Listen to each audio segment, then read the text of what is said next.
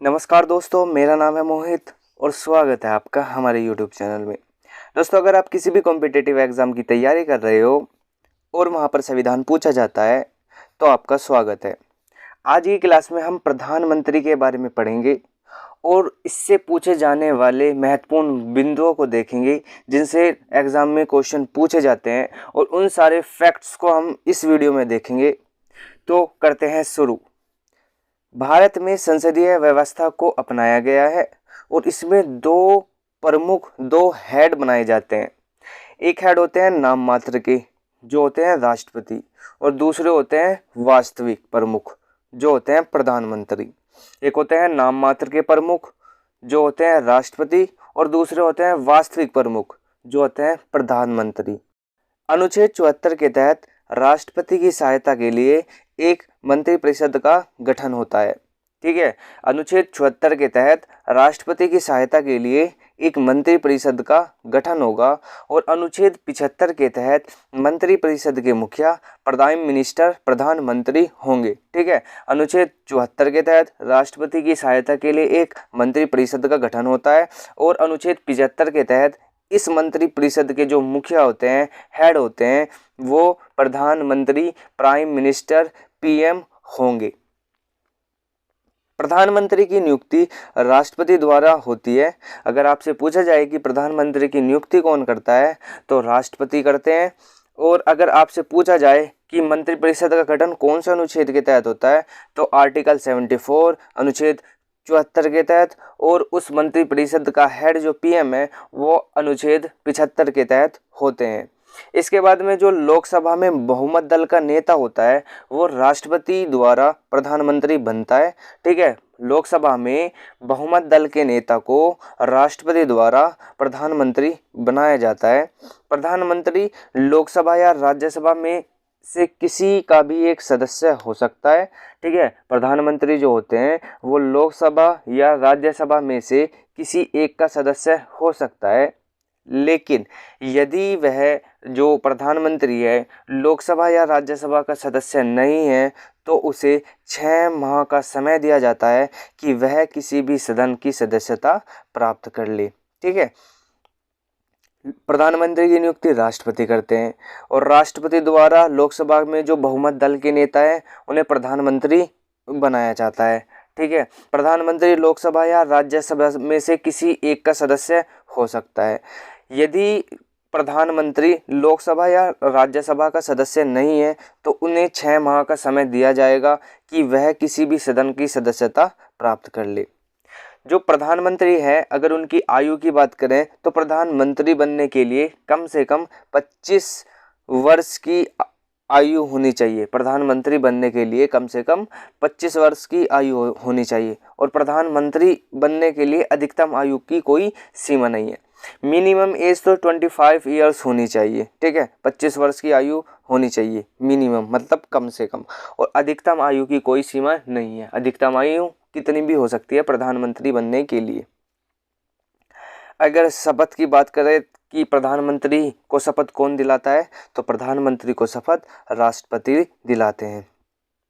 प्रधानमंत्री को शपथ कौन दिलाता है? प्रधानमंत्री को शपथ राष्ट्रपति दिलाते हैं।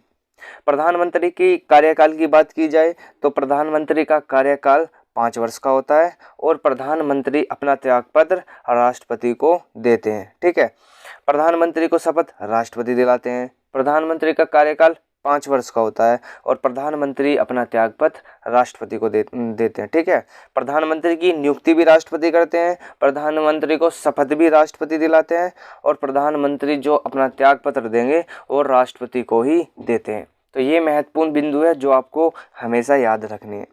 इसके बाद हम प्रधानमंत्री की शक्तियों और कार्यों को देखेंगे। ठीक है, कि प्रधानमंत्री को कुछ महत्वपूर्ण शक्तियां दी गई हैं और उनके जो महत्वपूर्ण कार्य हैं वो देखते हैं। जैसे मंत्रिपरिषद संबंधी जो शक्तियां हैं। ठीक है, किसी भी मंत्रिपरिषद की बैठक बुलाना तथा इस बैठक की अध्यक्षता प्रधानमंत्री करते हैं। ठीक है, प्रधानमंत्री किसी भी मंत्रिपरिषद की बैठक बुला सकते हैं, और इस बैठक की अध्यक्षता जो है वो प्रधानमंत्री स्वयं करते हैं। मंत्रियों के माध्यम से विकास कार्य प्रधानमंत्री के नेतृत्व में होते हैं। ठीक है, मंत्रिपरिषद की बैठक होगी, उसमें मंत्री आएंगे और उनके माध्यम से विकास कार्य है जो वो प्रधानमंत्री के नेतृत्व में होते हैं। इसके बाद राष्ट्रपति के संबंध में जो उनकी शक्तियां हैं, जो उनके कार्य हैं, वो देखते हैं। तो राष्ट्रपति को सलाह और नियुक्ति संबंधी सलाह देना, जैसे किसी मंत्री की नियुक्ति करनी है, ठीक है, या किसी मंत्री को हटाना है, तो राष्ट्रपति प्रधानमंत्री की सलाह पर ऐसा करते हैं, हटाते हैं या नियुक्त करते हैं, ठीक है। प्रधानमंत्री सलाह देंगे राष्ट्रपति को तथा फिर राष्ट्रपति किसी मंत्री की नियुक्ति करेंगे या उन्हें हटाएंगे। तो राष्ट्रपति को सलाह और नियुक्ति संबंधी सलाह देते हैं। योजनाएं और विकास कार्यों के संबंध में राष्ट्रपति को अवगत कराते हैं, उन्हें बताते हैं कि ये योजना और ये विकास कार्य होने हैं, तो उनके संबंध में सलाह देते हैं, अवगत कराते हैं राष्ट्रपति को प्रधानमंत्री। के बाद संसद के संबंध में भी प्रधानमंत्री को कुछ शक्तियां दी गई है। संसद के संबंध में जो शक्तियां, उनके जो कार्य हैं वो देखते हैं। प्रधानमंत्री लोकसभा के प्रति उत्तरदायी होते हैं। जो हमारे प्रधानमंत्री होते हैं वो लोकसभा के प्रति उत्तरदायी होते हैं। देखो, क्वेश्चन पूछा जा सकता है कि प्रधानमंत्री किसके प्रति उत्तरदायी होते हैं, लोकसभा, राज्यसभा, संसद या किसके प्रति उत्तरदायी होते हैं। तो आपको बताना है लोकसभा। प्रधानमंत्री लोकसभा के प्रति उत्तरदायी होते हैं, ठीक है, क्योंकि प्रधानमंत्री जो हैं वो लोकसभाओं में बहुमत दल के नेता होते हैं, ठीक है। लोकसभा विघटन संबंधी परामर्श प्रधानमंत्री राष्ट्रपति को देते हैं। जैसे अगर लोकसभा का विघटन करना है, उसे समाप्त करना है लोकसभा को, तो उससे संबंधित जो है कुछ सलाह प्रधानमंत्री राष्ट्रपति को देते हैं, ठीक है। अगर लोकसभा को विघटन भी करना है तो प्रधानमंत्री राष्ट्रपति से कहेंगे और राष्ट्रपति लोकसभा का विघटन कर देंगे।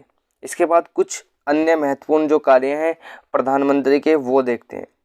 जो प्रधानमंत्री होते हैं वो नीति आयोग के अध्यक्ष होते हैं, ठीक है। प्रधानमंत्री नीति आयोग के अध्यक्ष होते हैं और प्रधानमंत्री जो हैं वो अंतर्राज्यीय परिषद की अध्यक्षता करते हैं। अंतर्राज्यीय परिषद में सभी राज्यों के मुख्यमंत्री एकत्रित होते हैं, तो उनके मध्य जो प्रधानमंत्री होते हैं वो हेड होते हैं, ठीक है, और उसकी अध्यक्षता करते हैं। और नीति आयोग के भी अध्यक्ष होते हैं प्रधानमंत्री और अंतर्राज्यीय परिषद की भी अध्यक्षता प्रधानमंत्री करते हैं। तो आज हमने प्रधानमंत्री से रिलेटेड इम्पोर्टेंट जो टॉपिक्स हैं, जो इम्पोर्टेंट फैक्ट है, उन्हें देखा। अगर आप इस क्लास को बार बार देखोगे, 2 गुना स्पीड पे देखोगे, तो आपको ये पॉइंट्स हमेशा के लिए याद रहेंगे और एग्ज़ाम में यहीं से अक्सर पूछे जाते हैं। तो उम्मीद करता हूँ ये वीडियो आपको पसंद आई होगी। मिलते हैं नेक्स्ट वीडियो में, तब तक के लिए नमस्कार, जय हिंद।